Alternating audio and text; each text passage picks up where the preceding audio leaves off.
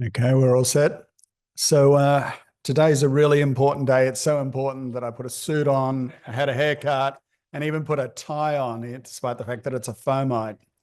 So welcome to the seminar series and the award of the Postgraduate Student Prize for 2025. So before we start, I'd like to acknowledge the traditional owners of the lands on which we meet and acknowledge that those lands have never been ceded, the Bidjigal people. And I'd like to pay my respects to elders past, present and emerging, and extend that respect to any Aboriginal or Torres Strait Islanders joining us today. So as I said, today's a very important day. We award the Kirby Institute Postgraduate Student Prize, which is awarded to a first author paper that has been authored by a student in the previous 12 months.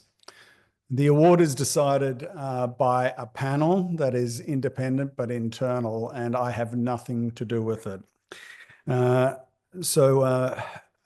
today's awardee is Dhanushi Rupasinghe. And the way this will run is Dhanushi will give the seminar, then we'll open it up for Q&A for those online. If you can use the Q&A box. For those in the room, if you can come up to the microphone and ask any questions so that those online can hear the question as well as the answer. So, Dhanushi. Dhanushi currently works with the on access in the HIV epidemiology and prevention program here at the Kirby, and through her experience in her PhD has gained experience in observational cohorts, multi-regional epidemiology data sets, and this adds to her prior experience of working on genetic linkage studies. Her research interests include observational cohorts for HIV, liver disease, and diabetes. She's currently a mentor for the CHART program, as well as a coordinator and mentor for the Fogarty IDEA Mentorship Program, where she supervised candidates in the concept, in the development of manuscripts from the concept stage. So today, Dhanushi is going to present work arising from her PhD, which was done with the Biostats and Database Program, and is based on work from the RESPOND cohort. She was supervised by Am as her primary supervisor, who's in the audience, as well as co-supervised by Matthew Law and Dr. Jun Yong Cho from South Korea.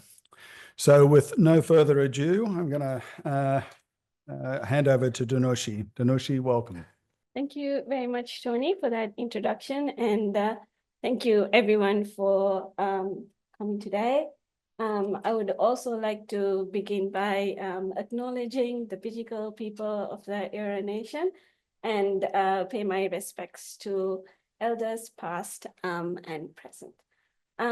Today, I'll be presenting findings from my work titled Integrase Strand Transfer Inhibitors, INSTIs, related changes in BMI and risk of diabetes. This analysis made the fifth and final chapter of my PhD, which is titled Viral Hepatitis and Diabetes among people living with HIV in low and high income settings. And as Tony sort of mentioned, they included data from the RESPOND consortium involving 19 clinical cohorts across Europe and Australia. So this particular chapter focused on diabetes among people living with HIV in high income settings. And the results of this study were used to discuss what strategies clinicians should consider when prescribing INSTIs, especially those in low-income settings where INSTIs were starting to be used more commonly to treat HIV. I'm very proud to have this selected for the Kirby Student Prize. This study was published August of last year in Clinical Infectious Diseases.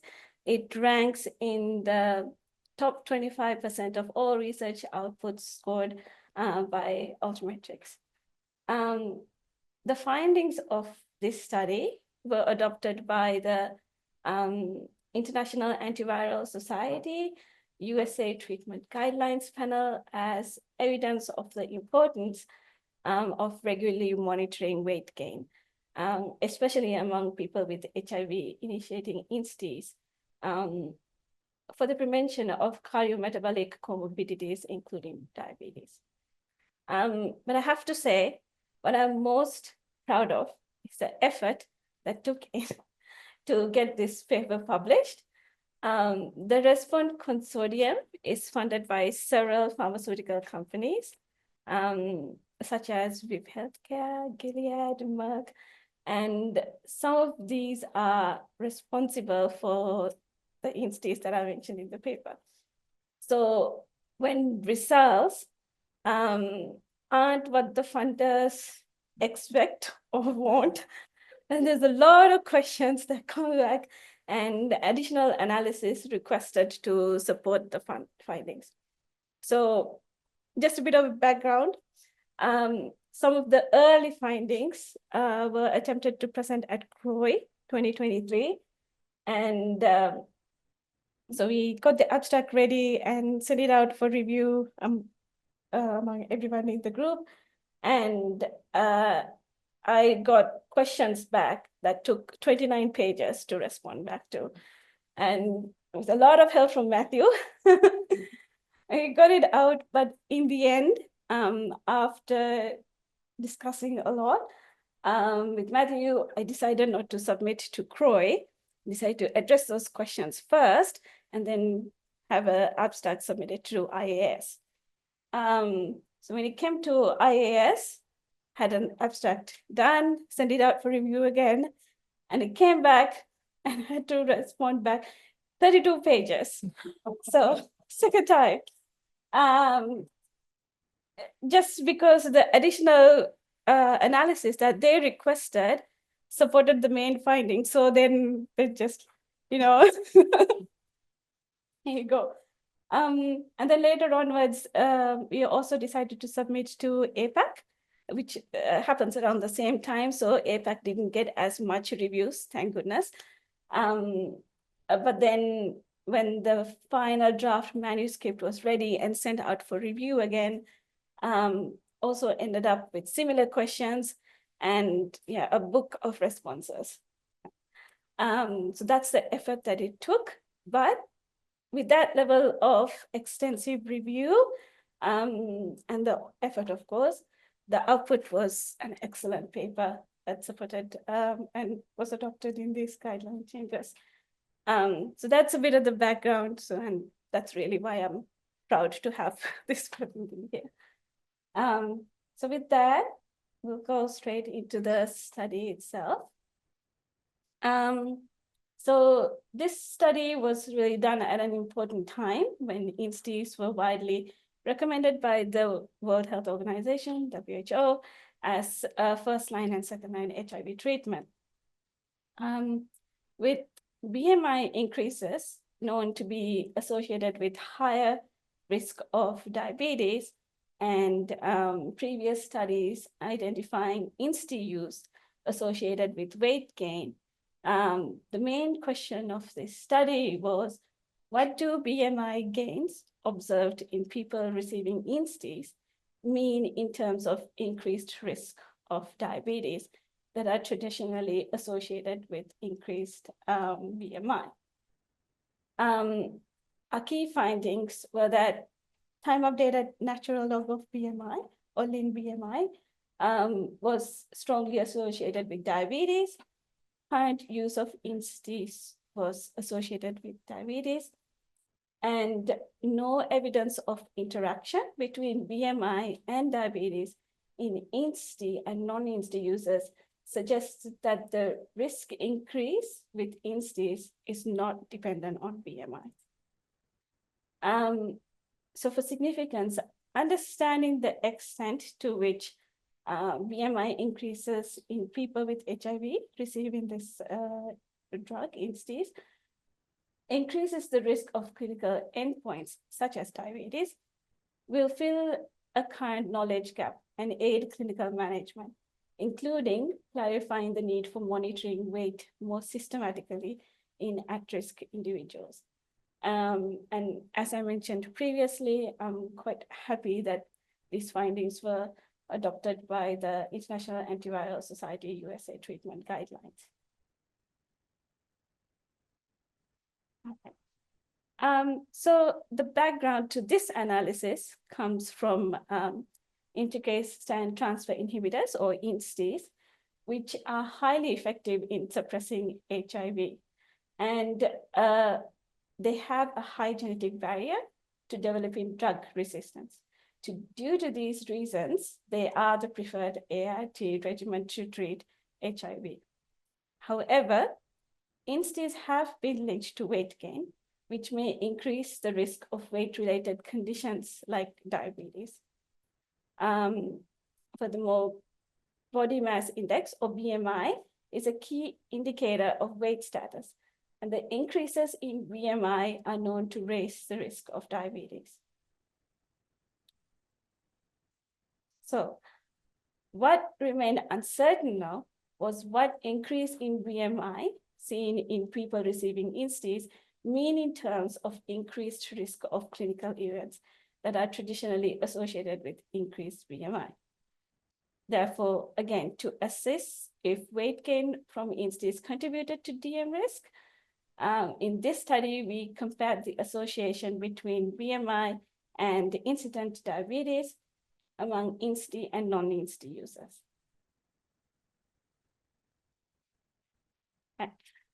So for this, we used the data from the International Cohort Consortium of Infectious Diseases, also known as RESPOND. It involves 19 cohorts from Europe and Australia, contributing data from over 30,000 people living with HIV. I believe now there's over 35,000 participants. RESPOND collects demographics, antiretroviral treatment, blood pressure, comorbidities such as cardiovascular diseases, cancer, fractures, diabetes, and laboratory parameters annually. So in our study, we included RESPOND participants if they had CD4 and HIV RNA measurements within 1 year prior to or 3 months after the baseline, and if they had greater than 2 BMI measurements during their follow-up time. Those with diabetes prior to baseline were excluded from the study. The study baseline was the latest of cohort entry, or the 1st of January 2012, when INSTIs were started. ART use, or the first day of BMI.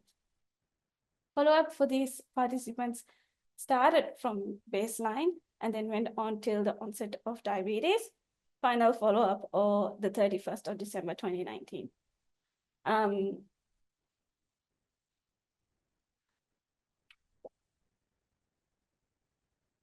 Okay. For our definitions, we defined diabetes by a random blood glucose measurement greater than 11.1 millimole per liter, or HbA1c measurement greater than 6.5%. This is also 48 millimole per mole, or the use of anti-diabetic medication or clinical diagnosis. Time fixed covariates that we included in the analysis were sex, mode of HIV acquisition, ethnicity, region, hepatitis C and B, prior AIDS, ART naive, and glucose measurement. And some time updated covariates we included were the natural log of age, CD4 cell counts, HIV RNA, natural log of BMI, ART treatment categorized as TAF, TDF, non-TAF, or TDF use, INSTI use, smoking, high blood pressure, and cholesterol. Now, I'll just point out that the reason for using natural log of BMI was to reflect the exponential DM risk associated with higher BMI. And that's the same that goes with age as well.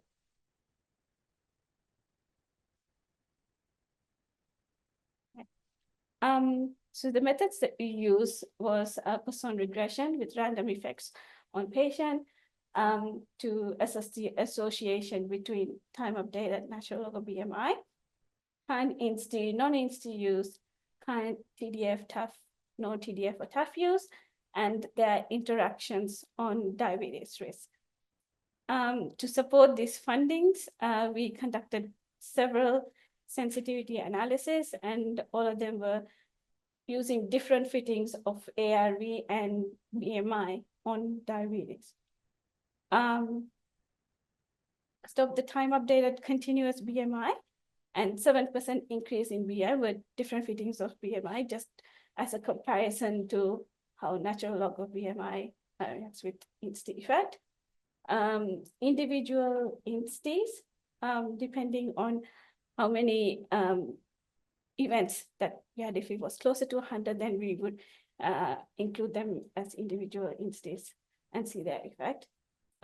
Cumulative use of INSTIs, so use of INSTIs over time, use of TAF, TDF with INSTIs, short-term DM risk score, and being treatment naive or treatment experienced with INSTI use.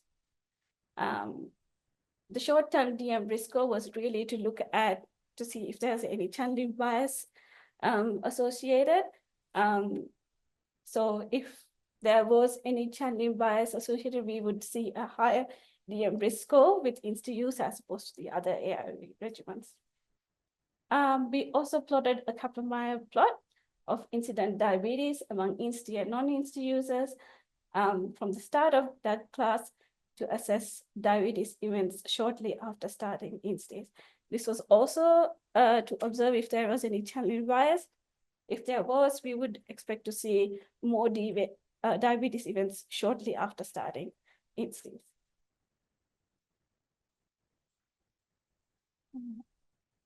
So in our study, we had a total study population of 20,865 participants with 785 diagnosed with diabetes. Most characteristics between the two groups were similar. For example, majority were male, men who have sex with men or MSM was the most common HIV risk group, and over 70% were of white ethnicity. The median CD4 counts were over 500 cells per microliter, and the median HIV viral load was less than 200 copies per ml. Just to highlight the differences between the two groups, those diagnosed with diabetes were older and had a higher BMI compared to the total participants. So over 107,641 person-years of follow-up, the overall crude rate of incident diabetes was 7.8 thousand person-years.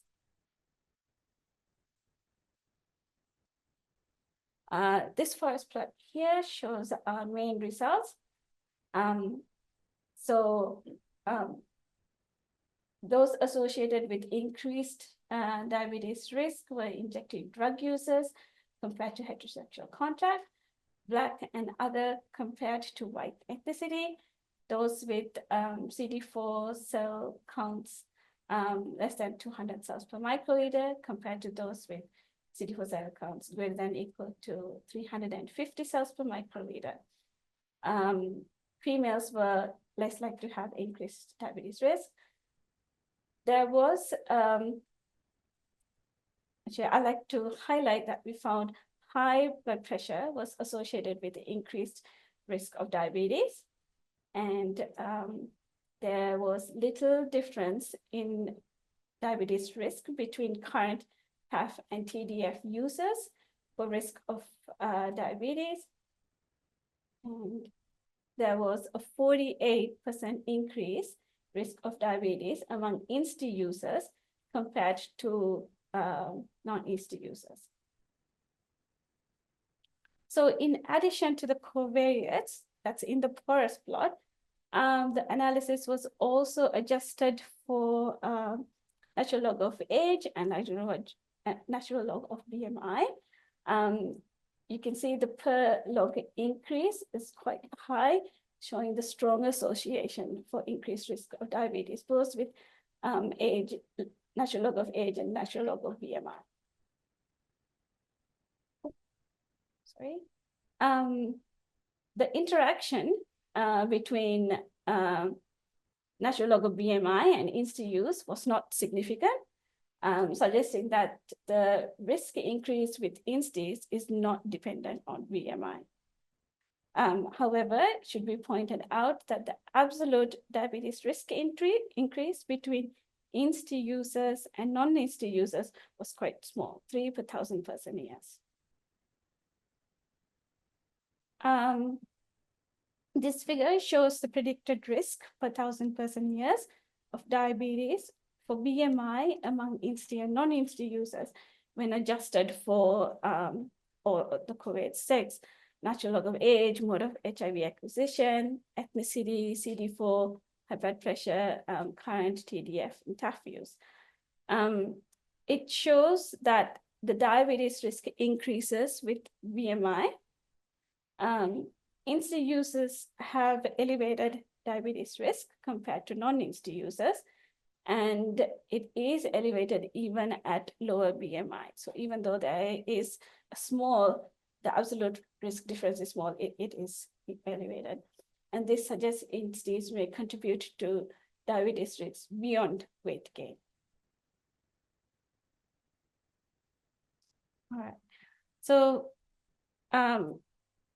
as mentioned earlier, we did several sensitivity analysis to assess the robustness of the results, and each of them supported our findings. And these were some of the questions that were brought up from the reviewers.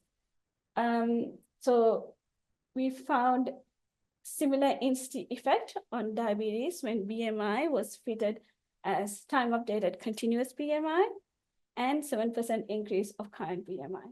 The reason that we chose this, previous studies have used 7% increase of BMI. So we just wanted to compare what was done with how we have included BMI in our study, and we found a similar INSTI effect. Then for individual INSTIs, we found raltegravir and dolutegravir to be associated with increased risk of diabetes. Cumulative exposure to INSTIs showed the association to diabetes only after 1 year. Fitting TDF and TAF with INSTI use showed that their effect did not increase with INSTI use. I'll just point out that the reason for including TDF and TAF use was because previous studies have shown that after being on TDF and switching over to TAF have shown a weight gain. And so this was the reason for including it with the INSTIs to see if there was an INSTI effect on diabetes risk. And then we also included the diabetes risk score. And that risk score remained, INSTI use effect remained unaffected, even when DM risk score was included in the model. Furthermore, the 1-year DM risk score was calculated at the start of each drug class, and it was similar for all of them, indicating a lack of channeling bias. So like I said before, if there was any channeling bias, we would expect to see a higher DM risk score with INSTIs. Then finally, when assessing the INSTI effect on diabetes between those who were treatment naive and treatment experienced, we found there was no significant INSTI association among those who were treatment naive compared to non-INSTI users who were treatment naive.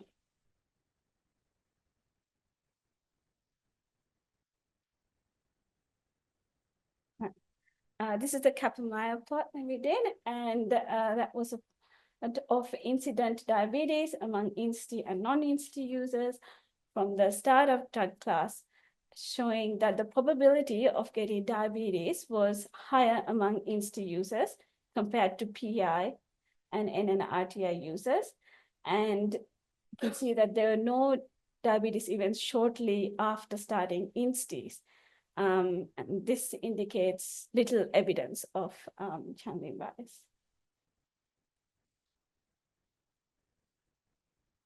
Okay, to summarize, I've sped through everything. To summarize, the crude rate of diabetes of 7.3 per 1,000 person years was similar to cohorts with similar median year of follow-up. A strong association was found between natural log of BMI and diabetes. Current INSTI use was also associated with risk of diabetes independently of BMI. And there was little difference of diabetes risk between current TAF and TDF users, and the effect did not increase with INSTI use. Right, so we did have limitations in the study. While the median number of BMI measurements was 2 per year, the observational nature of assessments may have made us unable to adequately adjust for increasing BMI. Next, there is the potential for residual confounding caused by factors not collected in response, such as steroid, diet, and exercise.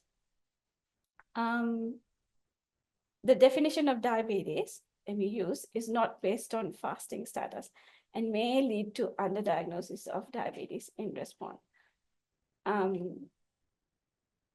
Finally, while all the sensitivity analysis that we did showed little evidence of it, it is difficult to completely exclude channeling bias.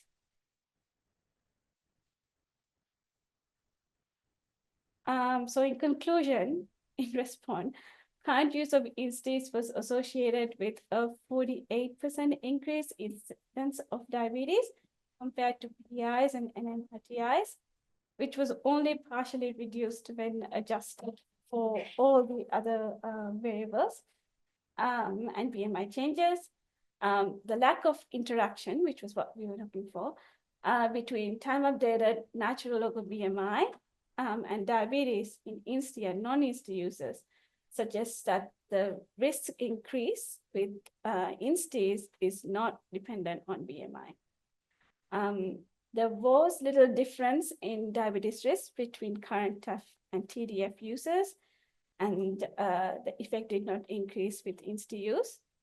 And with the little, with clear association between INSTI use and risk of diabetes found here, while small in terms of absolute risk, shows that further studies on possible biological mechanisms that cause this increase in diabetes in INSTI users are required. And I swear when I practiced this talk, it took like 35 to 40 minutes, but we've done so fast. But regardless, I'd like to thank Matthew for his guidance in this study. I think throughout my whole PhD, I've walked up to his office so many times just because of this paper. And I think he got fed up of me coming in. And to M for the supervision throughout my PhD candidature, the Respond Executive Committee, participants, cohorts, and community representatives, the funders, of course, well, they gave me a lot of trouble. I am grateful for everyone's contributions. I swear, when I practice.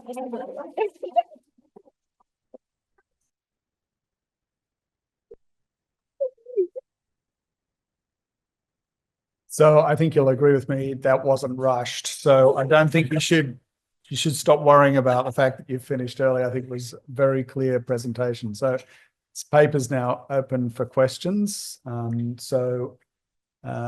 As I said, please come to the microphone and please enter those if you're online in the Q&A box. While people are thinking about that, can I ask a couple of sort of a technical question to start with? So you said the BMI was measured twice. How often was the glucose and the HbA1c measured? So the glucose was measured 6.7 times per participant per year, and for HbA1c it was 5 per participant per year. Okay, that's a lot more intense monitoring than I do. And then you also there was the association with the RAL and dolutegravir, but not with the others. Is that simply because there's so few of the others? Because big tegravir would have been just coming, and elvitegravir was on the way out. Is it because the numbers are small? So we wanted to have at least 100 or so events so that we would have a strong association. You would see a strong association or not. But for those 3 drugs, because they were just starting out, we didn't have enough. So we grouped them into as other INSTIs. And cabotegravir, there were only like 3. And how many of the 35 pages were associated with those? Oh, goodness, a lot. You don't have to answer that. Great talk, Dhanushi. So I think I saw like a quarter of your sample was women, I think, and that was that had low risk of diabetes. Was there a difference between sex differences between uptake of INSTIs, and how did you kind of look into that, if there were any sex differences? It's a great question.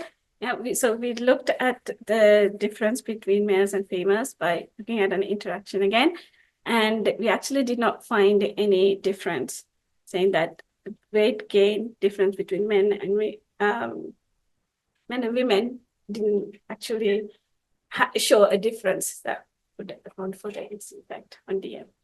And I had kind of a separate, unrelated question. So, like, once you've kind of now seen with this that the INSTIs separate from BMI is related to kind of diabetes incidence, and you said it was kind of that led or informed guidance on monitoring that. Have you seen like how that's actually played out? Like, are people now looking at like glucose levels and BMI more consistently amongst people living in the HAVs on INSTI separate from protease inhibitors and other AIT?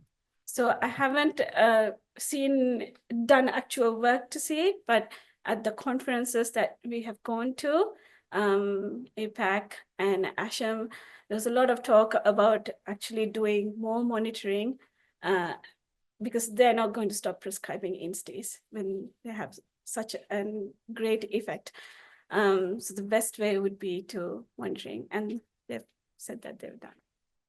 Thank you very much for your talk as well. I'm sure this is in your like 32 pages or 29 pages that you sent back.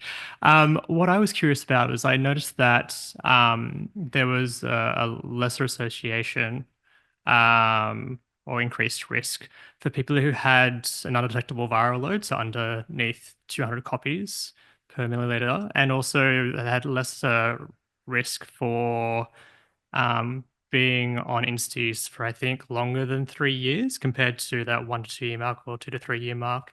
Do you have any thoughts about why that might have been? So I think we didn't see it within that 1 year, but then afterwards. So after some time, there would be like other ways of getting that INSTIs from other methods while they are sorted out with the viral load. But then other effects can occur that would have that DM risk. Sorry, I hope. No, that's good. And sorry, the being on INSTIs for longer than 3 years. Yeah. Yeah. Okay, cool. So, I think that answers my question. Thank you. So the other piece of data that I was interested in, well, it was all interesting, but there was that graph where you compared the INSTIs to protease inhibitors and NNRTIs, and they seem to separate after a year. Would like to speculate on why there's that delay in the separation. so there's actually a lot of studies that have shown other effects as well. While ours showed that like after 1 year, we didn't have a lot of effects, but after that 1 year cut off, there was more over time. While there's INSTI use, other effects would have, same as TIs really, other effects would have occurred that would cause more diabetes risks to be shown compared to the PIs and the NNRTIs. And at the risk of being difficult, do you think it's just because they're better tolerated drugs and people eat more and have a better appetite than on the protease inhibitors or the NNRTIs, which are less well tolerated drugs? I think if we included some of the other things which we didn't have, like the exercise and then in the steroid use, then we would maybe see different things around, but those are things that could probably would have affected. It's going to be really difficult to unpick the biological mechanism, I think. It's really... But it seems like there is something that underlying mechanism that sort of highlights this compared to the PIs and the NNRTIs. Okay, well, I don't think we've got anything online. So if there's no other questions, I need to present the certificate, the Dhanushi. Congratulations.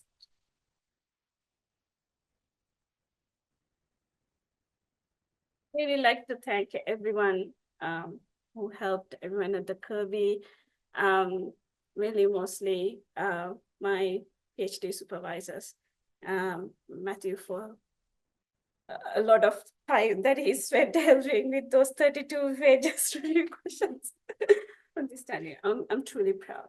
Thank you.